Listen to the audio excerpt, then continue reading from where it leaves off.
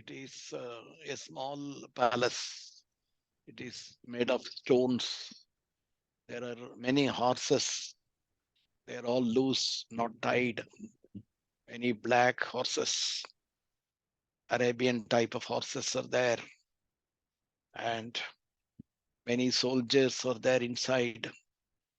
And I'm seeing a boy of 17 years coming out of the small palace.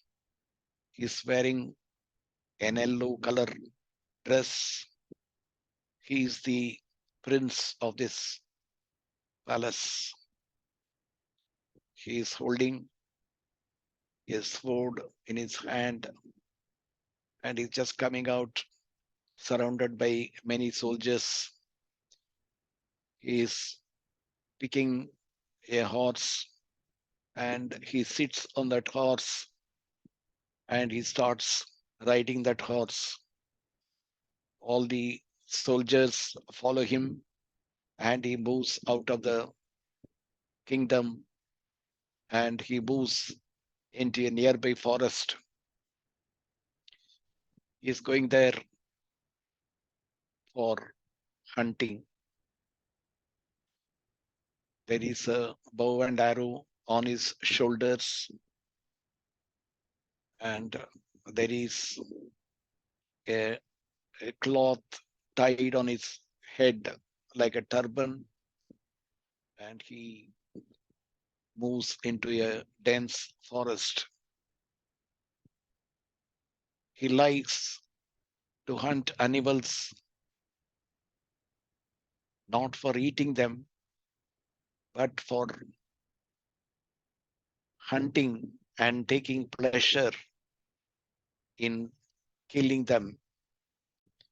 As he moves into the deep forest, he's finding a lot of deers, lot of pigs, and he's aiming his arrow at those deers.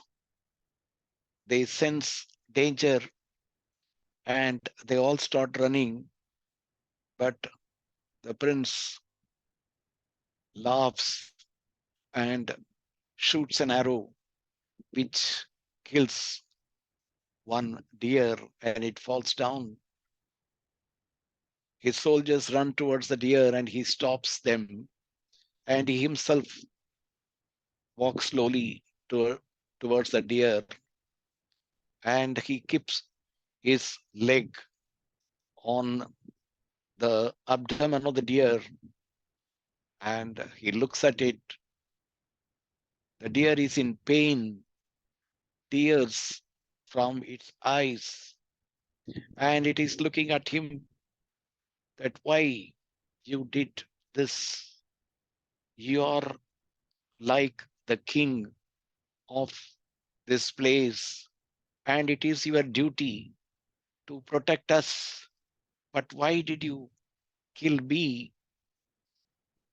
without understanding what the animal is communicating to him? He just removes that arrow and the blood oozes out of that poor deer. And he signals to his soldiers to lift that animal. And the animal is half dead. And the soldiers carry that deer to one of the horses' back. And they are putting it there on the horse's back. The deer is still in pain. And the blood is oozing out of its body. The prince starts walking into the deeper forest and finds a lot of animals on both sides and he aims and shoots them and they all die with a lot of pain and they are cursing him for killing them for no fault of them. They had not come to attack him. They were just roaming in the forest, which is their home.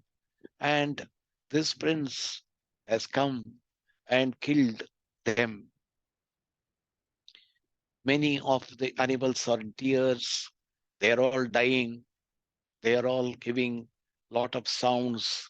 And this prince is very happy that he has been able to kill so many animals today.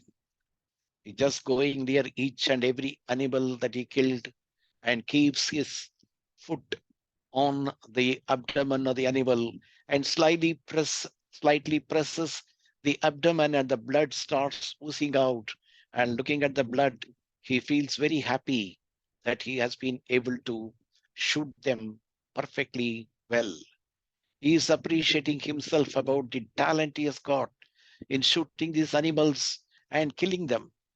Many of the animals have been killed instantaneously, and some are suffering in pain.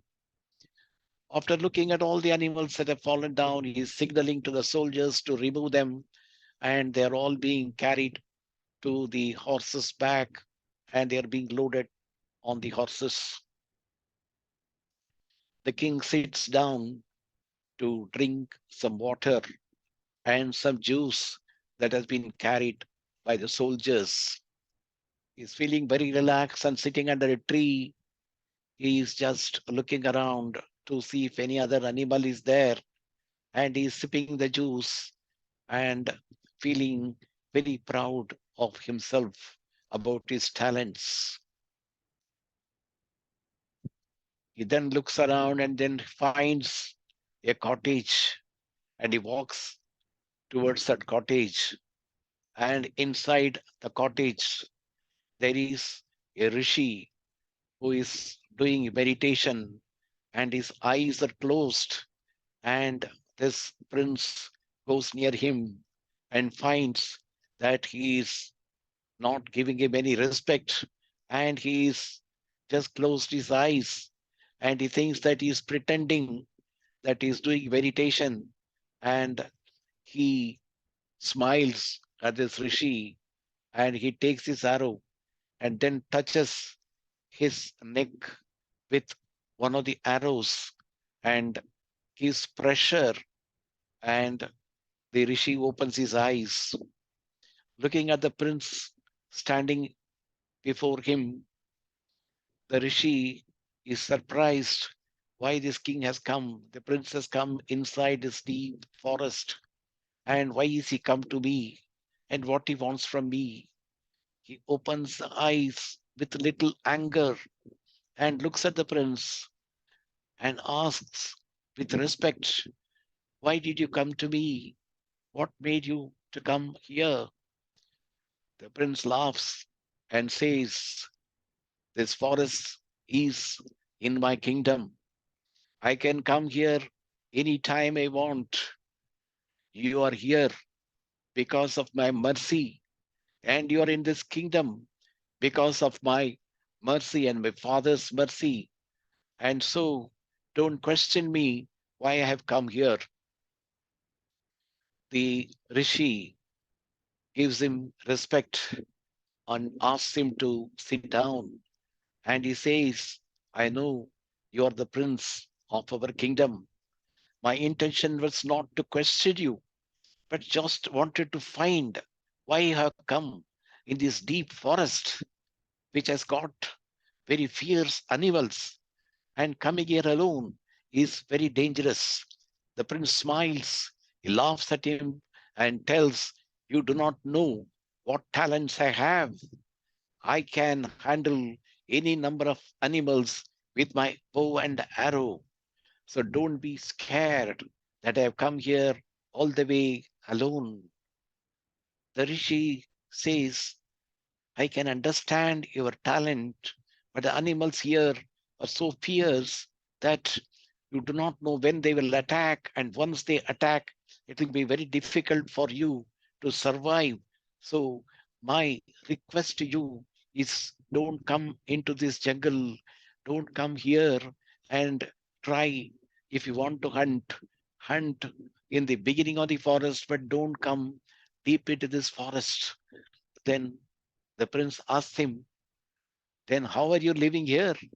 If you are scaring me that there are fierce animals dangerous animals and wild animals here, then how are you living here? Are they not attacking you? Then the Rishi says, I have acquired certain powers, and due to my very, very powerful meditations and tapas, I have acquired those powers, and I can even talk to these animals, and I can make them like a cat. They will not attack me. They will not do anything to me. The prince gets a lot of interest in what the rishi is telling, and then he tells, then teach me that talent you have, that I want to make these fierce animals like pet animals. I want to make them like domestic cats, and I want to mix with them, and I want to become friendly with them. The Rishi says that it is not possible for you to just get this knowledge overnight. You will have to sit here for years together. You have to do very deep meditation. You may have to stay here without food, maybe without water, and maybe without sleep for years together to come to this stage where you can become friendly with the animals. You can make them do what you want.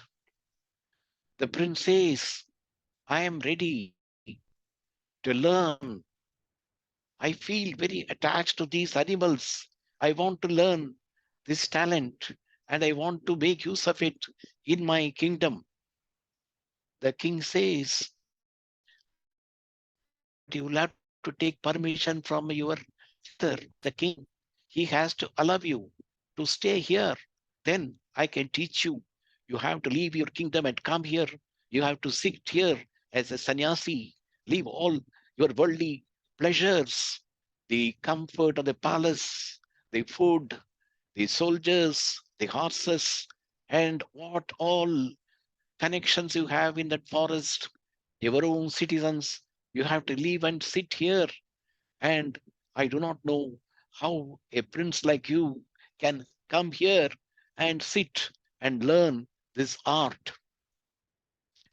The prince is very adamant, and he calls his soldiers, and he gives a message to his father that he is not returning to the palace, and he is going to sit with this rishi, and he's going to learn something new. And the soldiers very reluctantly, with sad faces, they start going back to the small palace. Now the prince sits in front of the rishi with lot of respect.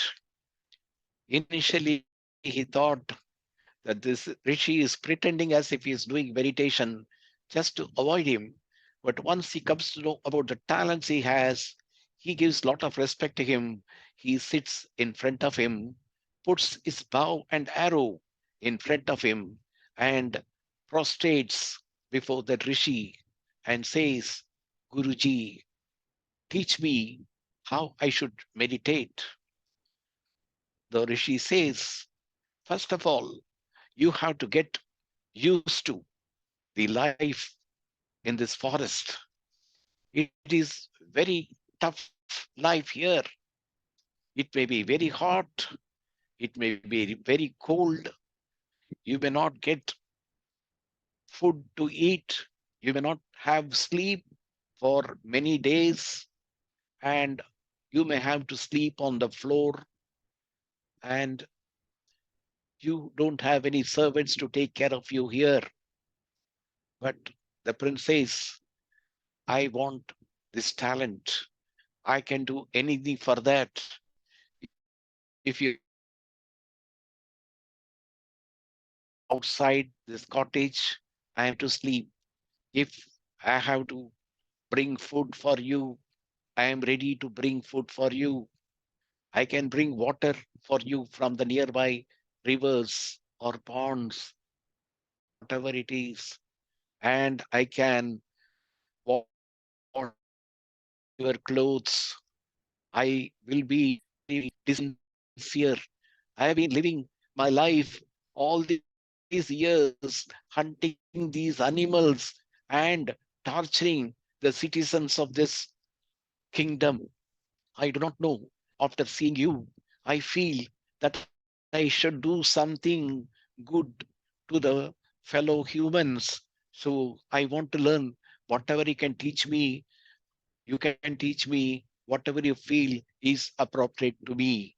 Then the Rishi asks him to go to the nearby river and take bath and leave all his costly clothes on the river's banks and come back wearing only a small cloth around his waist.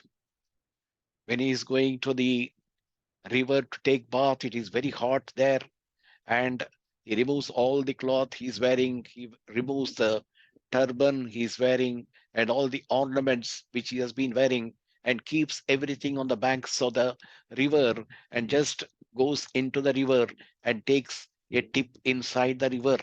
And he requests the river, Mata, give me your blessings. I should become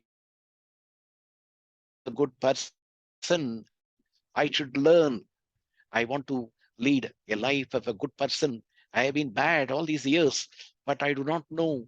After seeing this Rishi, I feel that I should change and I should live a better life. I should live a life where I can help the fellow human beings.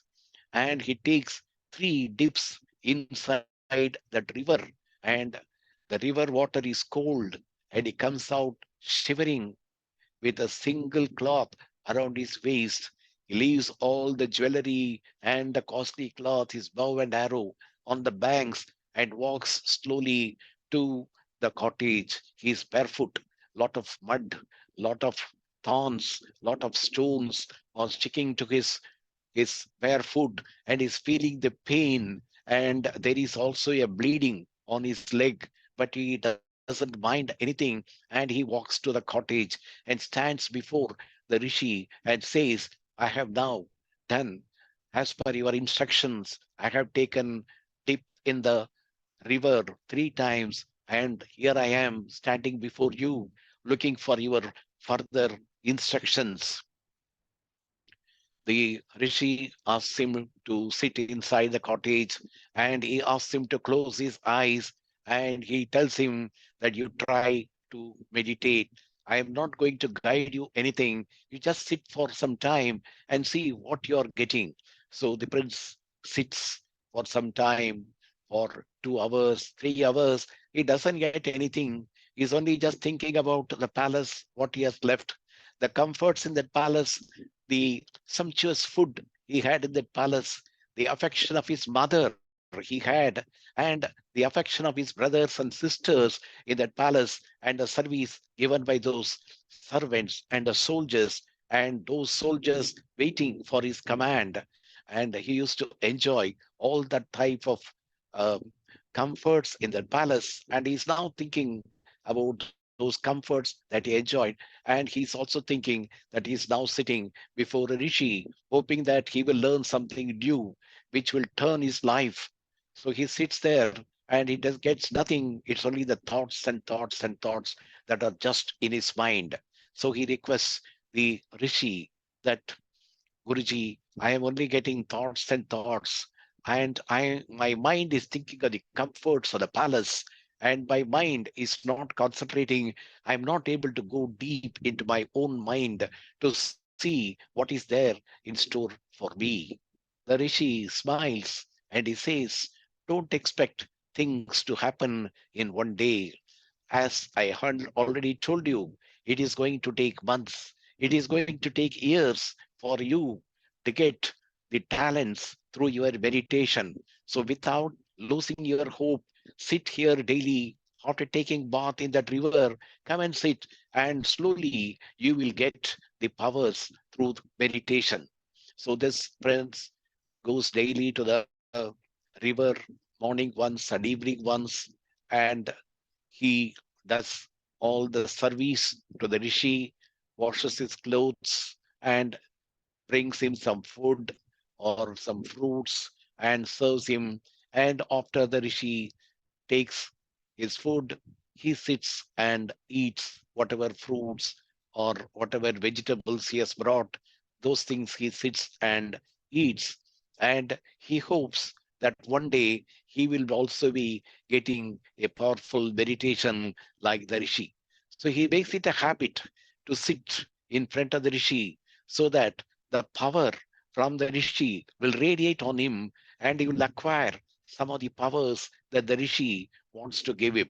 So every day when the Rishi is meditating, he also sits opposite to him, closes his eyes, and brings the picture of the Rishi in his mind. But that picture doesn't stay because of his thoughts. He frequently finds that the picture of the Rishi, which he is putting in his mind, is not staying there. But he's not losing his heart. He's continuing. Months have passed, and it is almost 6 months since he has been meditating without any fruitful results. And one day, the Rishi says, let us meditate throughout night today because it is Shivratri. Let us sit in meditation throughout the night, and we will not eat anything today, and we will have only water. So it is very difficult for this princess who has been eating a lot of delicious food to sit without food, even fruits, and only drink water. But he is determined to get the powers of the meditation. So he sits in front of this rishi and he just sips water. And in the evening, again, he goes to the river and takes a dip in the river and comes back and sits in front of the rishi with the hope that he will get something out of this meditation today, being the Shivratri and a very powerful night. And as the night comes around 6 o'clock, it becomes very dark in the forest, and both of them sit facing each other in meditation. The Rishi goes into very deep meditation. There is no movement on his body. But this prince is trying to meditate, but he's not getting anything. He's trying to concentrate. He's trying to bring the picture of the Rishi in front of his eyes. And as the time goes, it crosses 2 o'clock in the morning. And at 2 o'clock, suddenly he finds a ray of light on the head of the Rishi. He finds it is like a crescent, the part of a moon just coming on the head of the Rishi. And this princess has closed his eyes. So he is wondering how I am seeing this crescent on the head of this Rishi when my eyes are closed. But his eyes are very tightly closed, and he is seeing the bright light from the moon, from the crescent, which is thus coming and radiating on him. That light is completely covering him, and from top to the bottom, the entire body is covered by the light that is coming from the crescent, which is on the Rishi. So he slowly is getting frozen. He's not able to move his head or hand or legs. He feels that he has been frozen and he's sitting tight and he's even forgetting to breathe. But the breathing is happening very, very slowly. His eyes are watering. He's feeling shivering in his body. His body is becoming very hot and suddenly becomes cold. Body is suddenly becoming hot and suddenly becoming cold. He's shivering. He's feeling some new experience and he's feeling as if some energy has entered his body. And he sits there completely frozen. And in the morning, when the sun rises, when the rays of the sun are entering the cottage, the prince opens his eyes and sees the rishi is still in his deep meditation. He just falls at the feet of the Rishi and says that, Rishi, my Guru, I had some strange experience last night. With my eyes closed, I was able to see you in this darkness.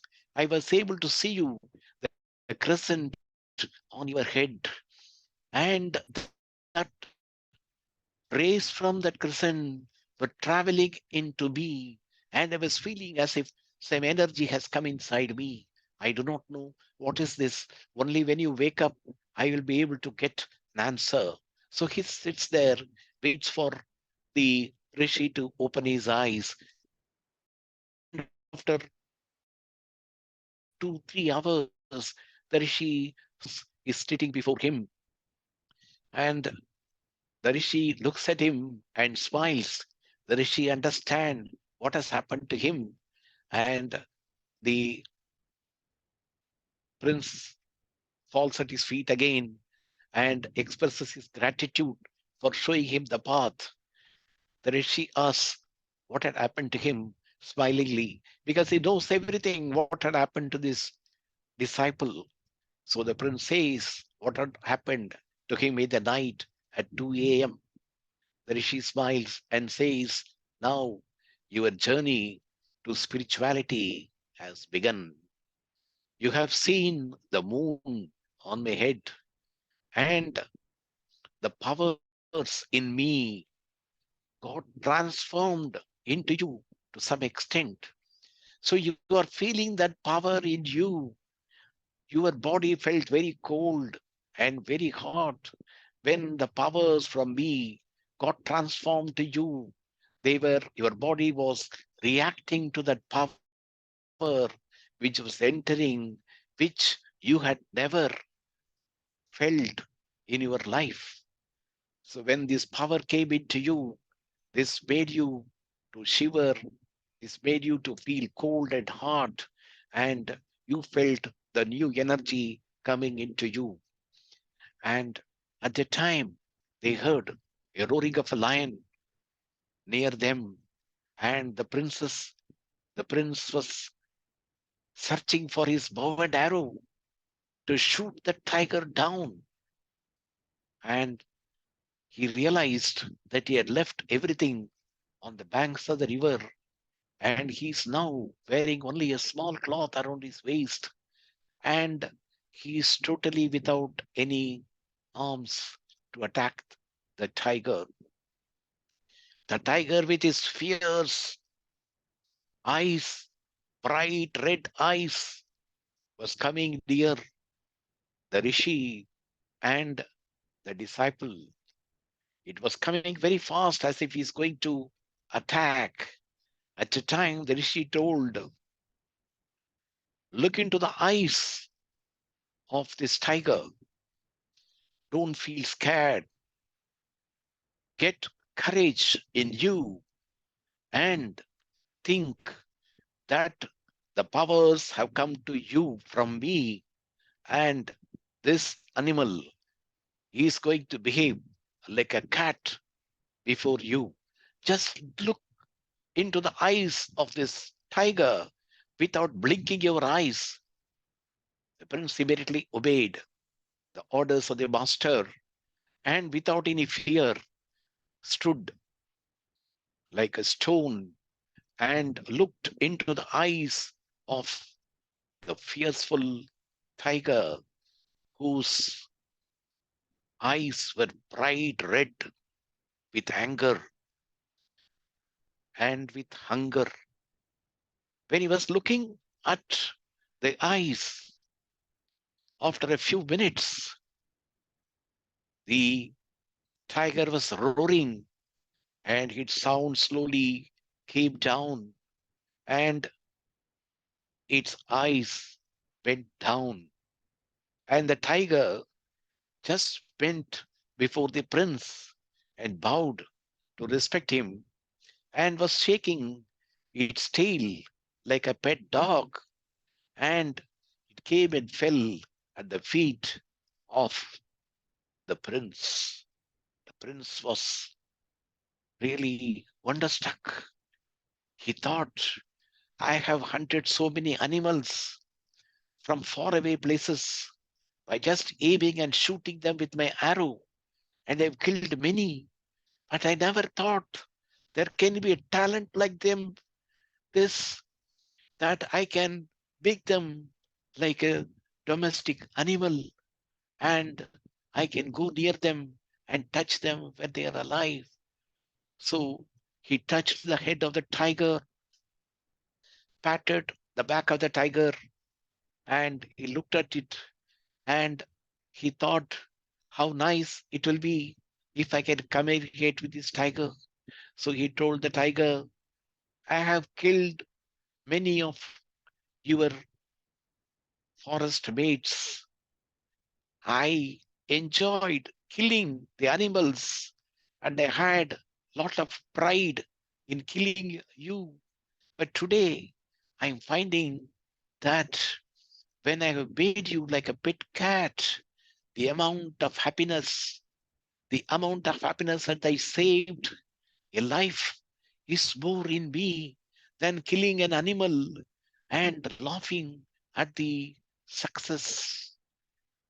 Then the tiger understood what is communicating. The tiger came near him and nodded at him as if it has understood what he wanted to communicate to it. The prince really was surprised to see that he is now able to communicate with the animals, and the animal has understood what he wanted to communicate. He told the animal to come inside the cottage and sit there. The animal walked into the cottage, sat on the floor, and seeing the rishi, it just fell at his feet and also bowed before him and stood with respect. The rishi patted that tiger and told that you can now go back. I called you to give a test to this man. I just wanted to see whether he has acquired the powers which I transmitted to him last night. And it is very clear that he has got the powers. You can go back and I'll call you whenever I need you. So the tiger just bowed before the rishi and the prince and started slowly walking back into the deep forest. The prince could not believe the transformation that has taken place inside him from a prince, a hunter, a ruthless hunter, a heartless hunter, to communicating love to an animal which he used to kill in his younger days. He was just sitting in front of the rishi and wondering what all this rishi will have, and can he learn the other talents he has got in him. Then he just very, very politely asked the rishi, expressing his gratitude for the talent that he acquired. He asked, Guruji, can you please teach me more things so that when I go back to my kingdom, I can use them for the betterment of my fellow citizens. The rishi smiled and he said, this is the purpose of your life. The purpose of your life is not to live like a king, but it is the purpose that you have to serve your citizens. You have to serve your fellow human beings, not only human beings, not all the fellow living beings in this world. So I will teach you more talents, and by next Shivratri, you will attain all those talents which are there with me, and you can go back to your palace not as a prince, but as a common citizen, and go and help all the people who are in need of your services. The prince was very happy to hear these words, and he said, I will do whatever you do, whatever you say, and I want whatever you can give me, and my gratitude to you. And he sat there, and till next Shivratri, he was doing meditation, going very deep into the meditations, feeling the powers of the meditation himself, looking into his own mind, reviewing his own mind, looking into his past actions and how foolish he was in all his actions from the childhood. And he sat there till the next Shivratri. The next Shivratri came, and the Rishi asked him to go and take bath in the river and come back. And they were fasting since morning, only taking water. So the Rishi and the prince both went to the river, took bath. The river water was cold, but the prince was not feeling cold. His body had adjusted to the environment. The powers of meditation had streamlined his body. He was not reacting to cold and hot. He was feeling calm within his mind. So he was not feeling anything hot or anything cold when he took bath in the river. And when he started walking on the path, which was completely covered with small stones and thorns and mud, nothing stuck on his feet. And he walked as if he's walking on a cotton.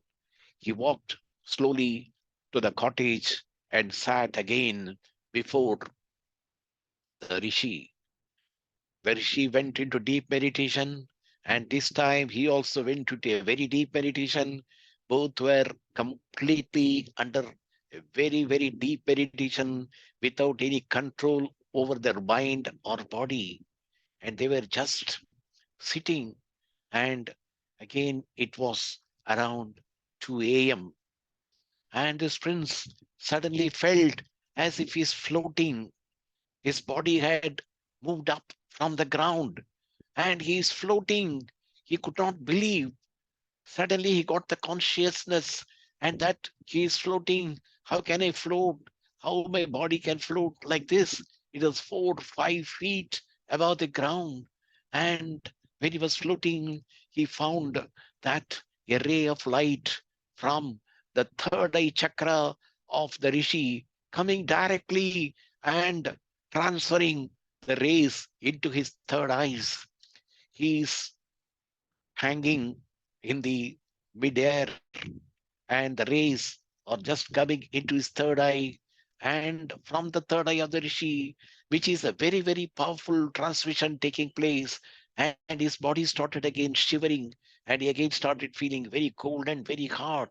He could not he was not knowing what is to be done because his body is becoming so cold and again becoming so hot, and the rays are just going through his third eye, and he was just speechless, motionless, and he was just hanging in the middle air. And when it was becoming morning, when the sun rays started entering into the cottage, he found that he is back on the floor, and he touched the floor, felt that he is on the floor, and he slowly opened his eyes. The Rishi was still in his tapas, and after some time, he opened his eyes and saw this prince sitting there, confused, and looking at his face, he smiled and he asked him, "What happened to you?" Then the prince says, "Guruji, you know everything. I was just lifted up from the floor. I was hanging around 5 or 6 feet above the ground level, and my body became hot and cold.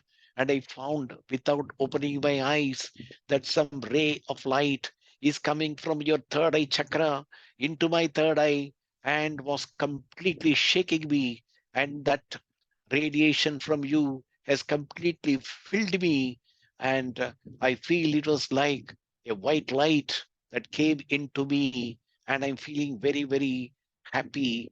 I'm feeling like laughing aloud. And then the Rishi smiled and said, whatever talents I had, I have just transferred 10% of the talents to you. But now let us see what happens with the talents you have. So he then called the tiger. The tiger came running, and this time not fiercely, but very politely, very soft. It came near. Then the Rishi lifted his hand up, and when he lifted the hands up, an arrow came in his hand, and he, with full force, sent the arrow to the abdomen of the tiger. The arrow went with full speed and tore the abdomen of the tiger. The tiger fell with lot of pain, blood coming out, and the tiger making a huge sound as if it is going to die. And the disciple, the prince, was scared to see this type of a scene, though he himself has done these type of things hundreds of times before, but now having changed, his mind having become soft, looking at this fearful scene, he started crying. Then the Rishi told him that don't cry. All these things you have been doing in the past, now I just wanted to show you that what have you done. And when your mind was full of the comforts of the prince, you never felt the pain of this tiger. But now, when you got these meditational powers and you have a realization that has taken place in you, you are now realizing what hell you caused to these animals. Now, don't worry. Lift your right hand up, go near this tiger, close your eyes, and hold your hand near the abdomen which has been cut by this arrow. So, without thinking, the prince goes near the tiger, holds its hands over the abdomen of the tiger. His mind is full of sorrow that he has been doing this to so many animals. He has been killing so many animals. And he said he was seeking apology from the animals for his act, which he has been doing all these days. When he was holding his hand, he found something like a magnetic pull that is pulling his hand towards the tiger's abdomen. As he allowed the hand, his hand slowly went near the abdomen and got stuck on the abdomen of the tiger. Then, after a few minutes, the wound started healing, and the tiger opened its eyes and stood up and fell at his feet for giving back his life. He looked puzzled at the Rishi and asked him, what is happening? The Rishi smiled at him and said, I transferred to you some powers, and one of the powers is the healing power that was given to you. So any person who has got any problem, any disease, anything relating to his physical or mental, you can heal them. You have to just hold your hand in front of them, and the healing will take place by radiation from your hand to that person or to the animal or to a bird or anything, any living being in this world.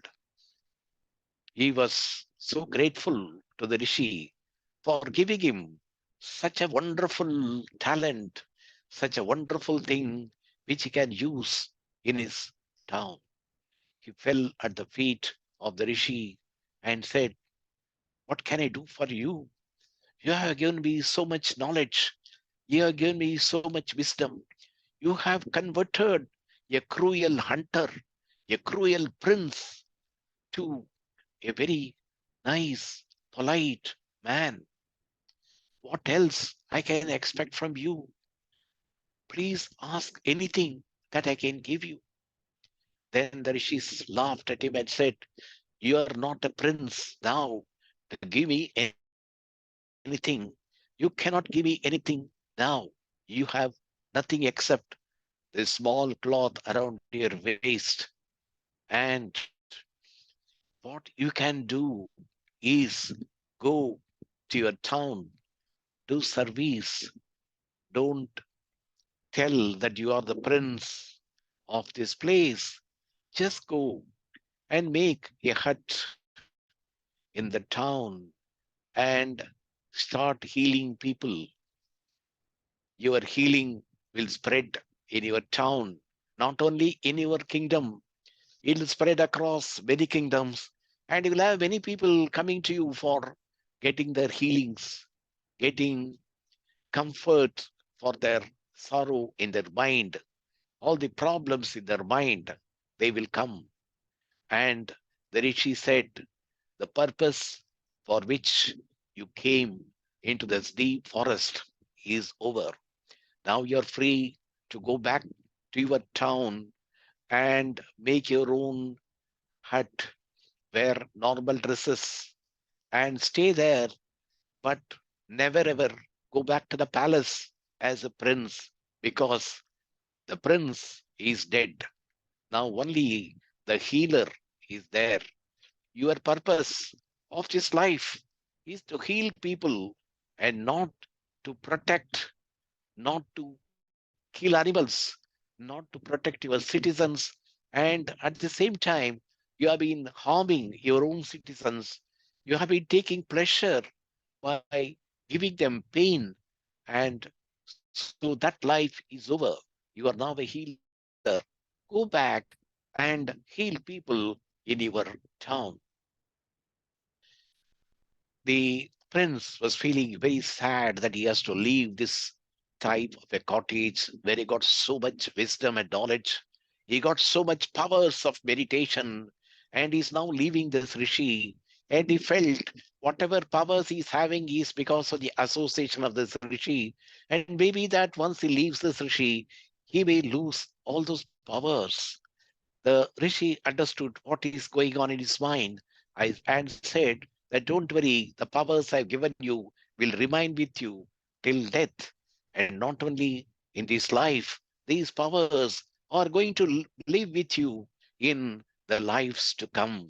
So be happy, be satisfied, and get yourself convinced that these powers are for you and these powers will be there with you forever. So, with tears in his eyes, he started slowly walking back to his town.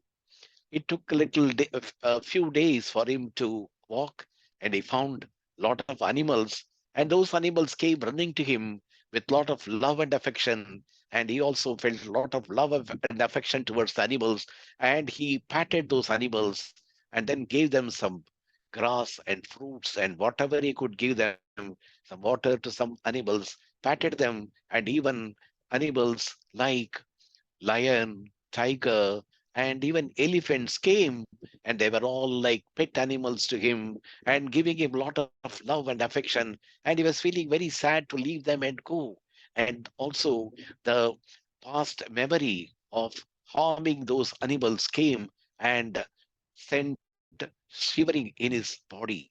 But he just left the forest and came to his town and went to a very remote place and put a small hut there and started sitting there doing his meditation. And he was spending a lot of time in meditation. One day, in front of his hut, there was a huge commotion. Many people had gathered and they were all crying and they were all feeling helpless. And he came out of the hut and saw that a man had just fallen down. And when he went near, he realized that the man is dead. He went near him, and the people started crying. His wife, his sons, and all those people were crying.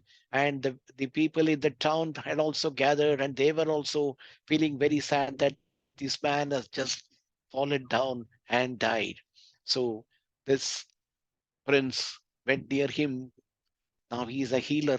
So he went near him and he touched his hand and felt that he has no pulse. And he just lifted his right hand and held it towards the heart of that man who had died.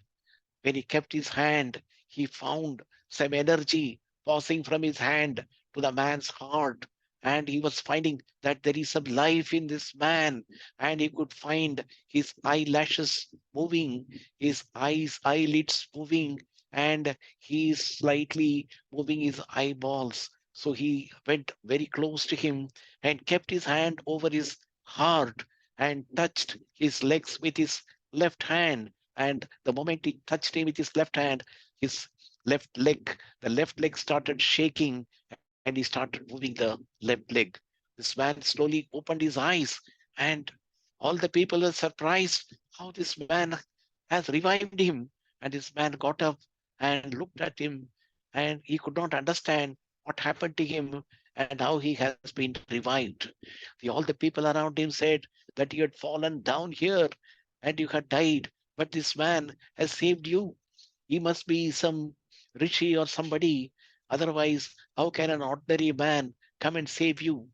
Then that man fell at the feet of this healer and he said, I thank you for bringing me back to my life. And he just walked into the town. All the people just gathered around this cottage, his hut, and they were wondering, who is this man? And they could not recognize him because he was in such an ordinary dress and had grown long hair and long beard, and nobody could recognize him as a prince. And they all went back.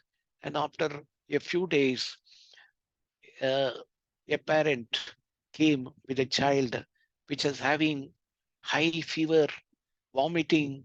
The eyes had closed tightly, and they came and told, we saw you reviving that dead man. Our child is having very high fever. Eyes are completely closed, not able to open the eyes, and he's not even moving. And we don't know what to do. We called the Vaidya. He has given some treatment, but he is telling that he cannot do anything to him. He's in this last stage. Then the healer closed his eyes and kept his right hand in front of this boy who was dying. And he felt the energy transferring to him. So he felt that this boy can be revived because the flow of energy was going into this boy. And after a few minutes, the boy just woke and opened his eyes and stood on his feet as if nothing had happened. And he was looking at his parents, worried parents, crying parents. And he asked, why are you crying? I'm fine. Nothing has happened to me. Why are you crying? I was just sleeping. And then the parents turned to the healer, fell at his feet, and said, it is a miracle that you have done. We now will spread the word in this town, and you have to serve us. And whatever money you want, whatever food you want, whatever service you want from us, we will do everything for you. So you need not worry about anything, but please do this service to us, to this town. He smiled and he just kept quiet. And after these people went back, a lot of people started coming every day from morning to night, and he could not take rest. And one day, the king came to know that some person has come to inside his town and is healing people miraculously. So the king ordered that this man be brought to the palace. So the soldiers came, and the soldiers said that king wants to see you, so please come. So the healer was little hesitating because the rishi had told him, don't go back to the palace as a prince. So he just thought The Rishi has told me not to go back as prince, but I am now only a healer. I can go back as a healer. So he agreed to go with them and he walked with them to the palace. Inside the palace, he found the king was lying on a sick bed. He was very old, and the queen was crying, looking at the queen, the king, and he was having some disease with which he was not able to sit up, and it looked as if his body has been paralyzed. So this healer went towards the king and paid his respects to the king without telling him who he is. The king looked at him. His eyesight were poor, and the queen was also quite old. Her eyesight was also poor. She held her hand over her eyes and looked at the healer and said, Guruji, I hear lot about you. You have even revived a man who died. We hear a lot of stories about you that you have been healing people. We have come to know about you only now. My husband is not able to move his hand or his legs. He's not able to talk. He's just lying like a vegetable. We just feed him. And so I request you to please use all your powers to revive this king. We'll be ever grateful to you. Then the prince, the healer, looked at his father, tears coming from his eyes. He just lifted his right hand, held over the heart of the ailing king. Took some time. There was no radiation moving. Then the healer closed his eyes, thought of the rishi, and said, the power is not working for my father. I am not finding any energy going to him. There is something block. So, Guruji, please help me to remove this block. Then, in his mind, he got a command to touch his third eye with his right hand and hold the hand there for a few seconds and pray that the healing powers be given to him or he healing his own father. So he held his hand over his third eye chakra between the eyebrows for a few minutes, praying continuously to get the powers to heal his own father. After a few minutes, he found his palms are becoming hot. So he lifted his hand and he kept his hand over the heart of the king and found the energy flowing into his father's body. It took some time, maybe 2 or 3 hours, for the energy to flow into the entire body. After some time, the king opened his eyes and looked around, and he very slowly opened his mouth and he said, just move my leg. I think there is some life in my leg now. Immediately, the queen got up and moved his legs, and his legs moved. She said, your legs are moving now. Just shake. I think you can move now. Then the king moved his leg and he was able to move it very slowly. He tried to move his hands. He could move it to some extent. He could move his hands and legs, and he started crying because he never expected in his life he is going to get back this type of a movement in his body. He thought he's dying and he will die in paralysis. But it started moving slowly. The energy started working from his face. to his abdomen and to his feet, and he was able to now lift his hands completely, and his legs also moved, and he attempted to sit, and immediately the soldiers assisted him to sit, and he sat, and he looked at the healer, and he could not recognize him, and he was so lean. The prince has become so lean now, so dark, because of living in the forest, having a long beard and long hair, and he fell at the feet of his father, and he said, King, I am happy that I could save you from your problem.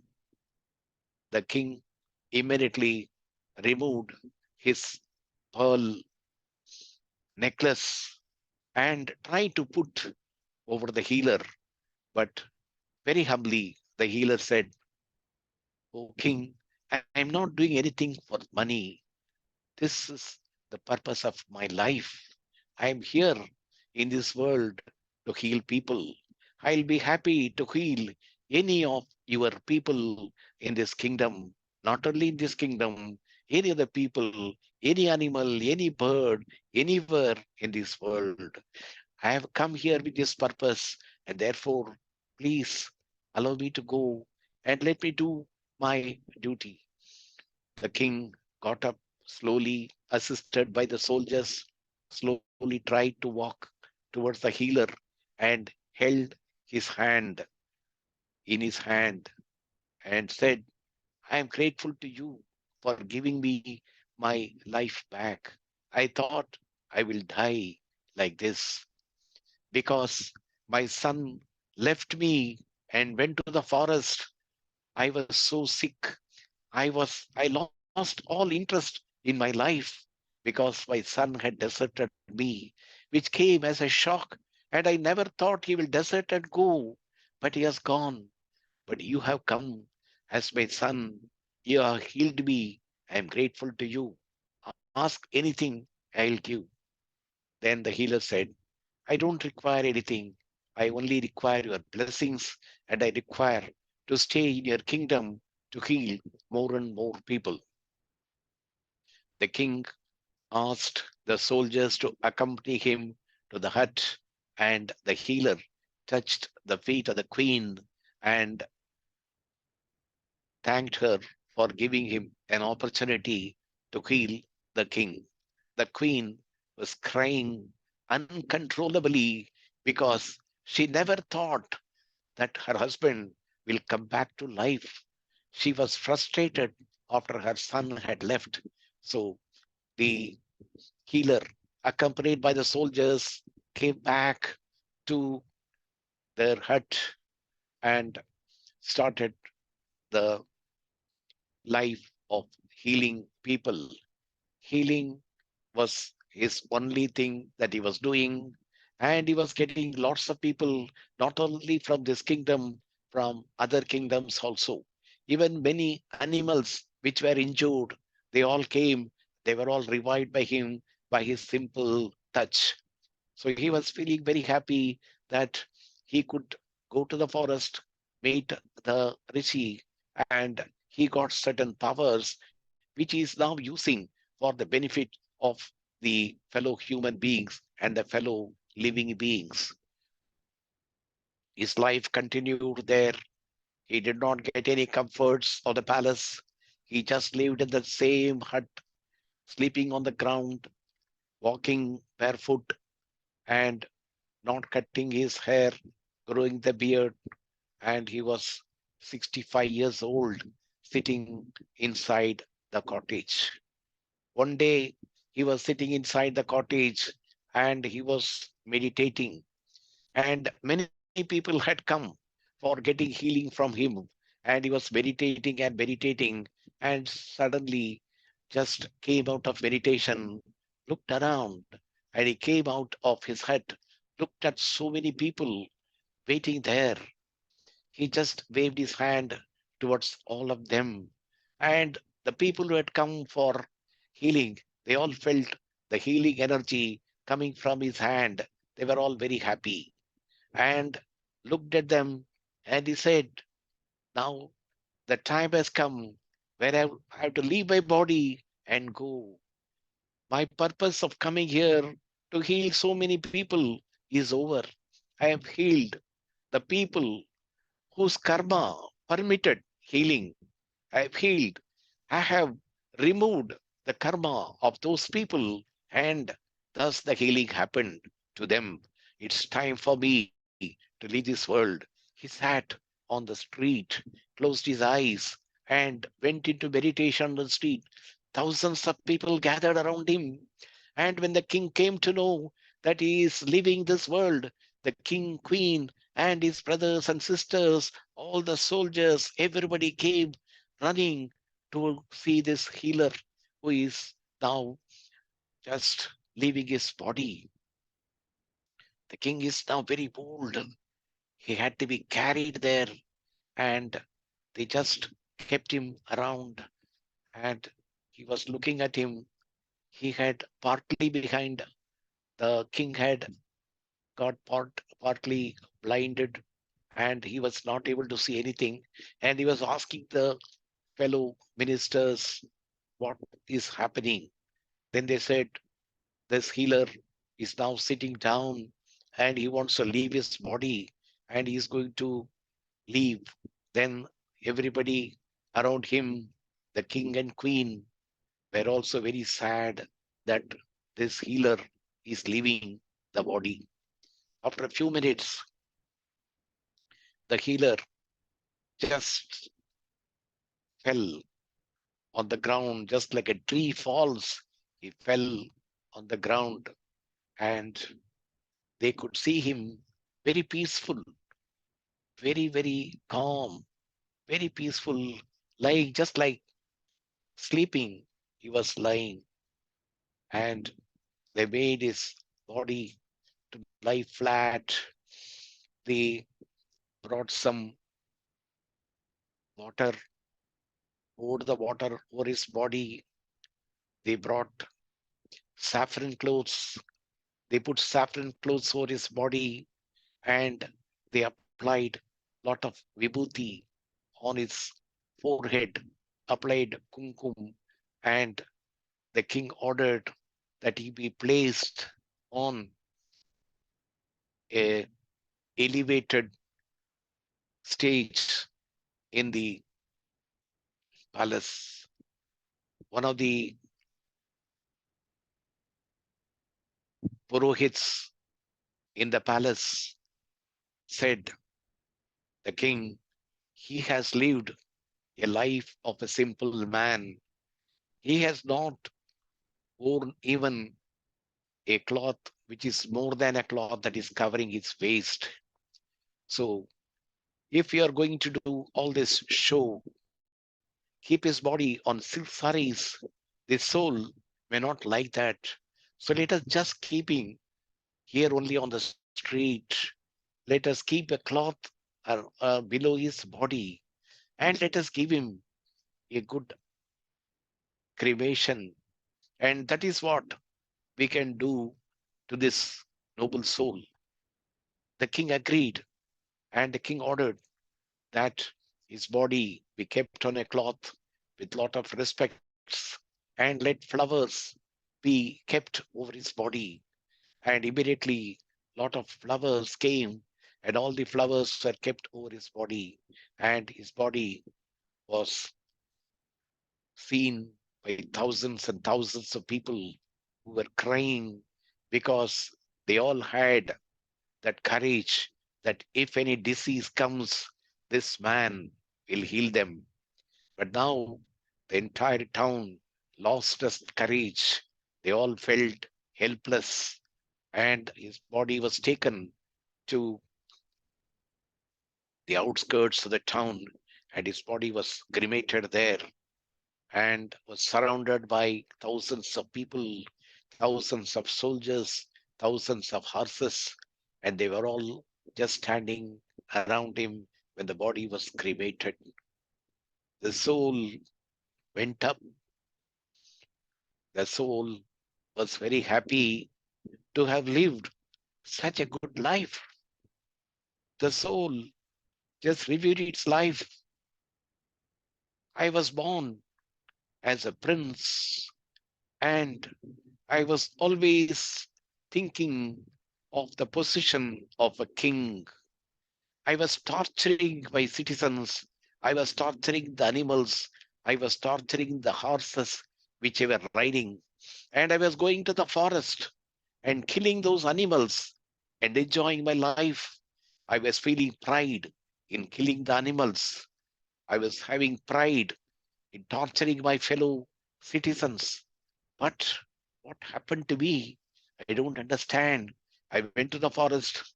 I met this rishi whom I also injured. I harmed him, but the rishi never got angry.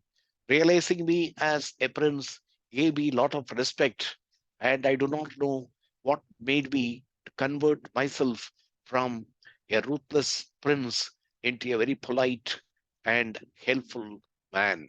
He gave me a lot of powers, which I could have never imagined as a prince. I could have never imagined that I will help so many people. I never imagined that I will help my own father to get out of his disease and live a longer life, a life longer than myself. And the entire town was so happy with my healing. What is that karma which I have done in my past lives that made me to become such a nice man, though initially I was so bad and those animals had cursed me, but still I got this life.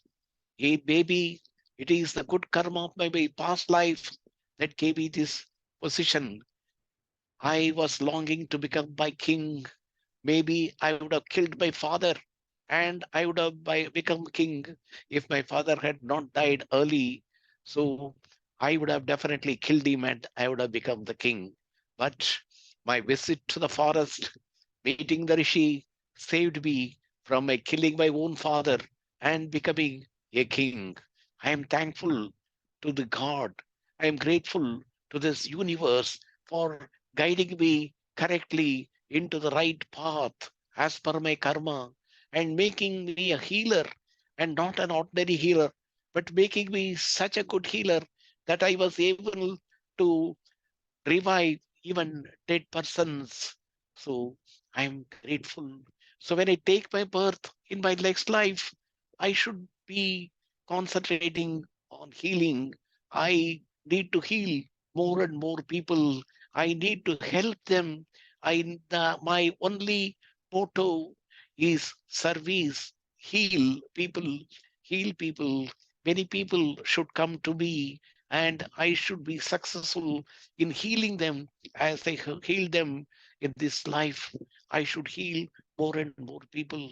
That is going to be the purpose of my life. And he, with all this intentions, he took life in this birth.